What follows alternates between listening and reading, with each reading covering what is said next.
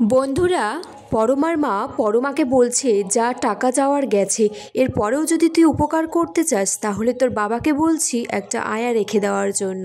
আদিত্য বলছে আপনি আয়া রাখবেন ওর জন্য?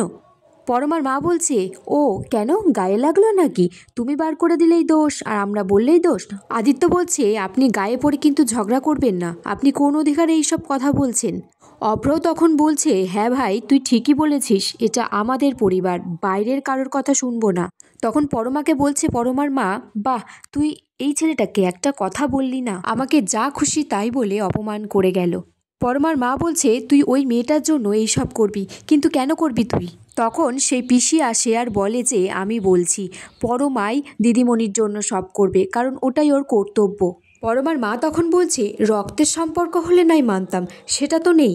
গায়ত্রী বলছে এটা আপনার মেয়ের শ্বশুরবাড়ি, তার ভালো মন্দটা তো আপনি বুঝবেন। পরমার বাবা আরতি পিসির কাছে হাতজোড় করছে, তখন সেটা পরমা দেখে বলছে বাবা আরতি পিসির কাছে হাতজোড় করছে কেন, কি সম্পর্ক তাদের মধ্যে?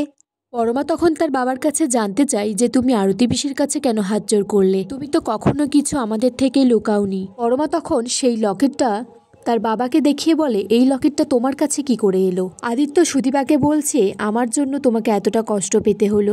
সুদীপা তখন হাত দিয়ে ইশারা করে বলছে সিঁদুরের কৌটোটা এনে দিতে।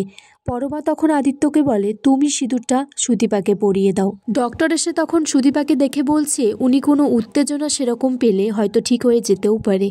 এদিকে রুডি সঞ্চারীর বরকে দিয়ে একটা কাগজে ব্ল্যাকমেল করে সই করিয়ে নিয়েছে আর বলছে এটা পুলিশে দিয়ে দেব।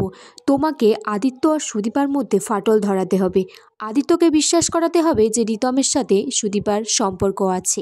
রুডি তখন বলছে দেখি সুদীপা তোমাকে কে বাঁচাই, তোমার সংসারে ফাটল আমি ধরাবই। আর এখানেই আজকের পর্ব শেষ হয়ে যায় বন্ধুরা।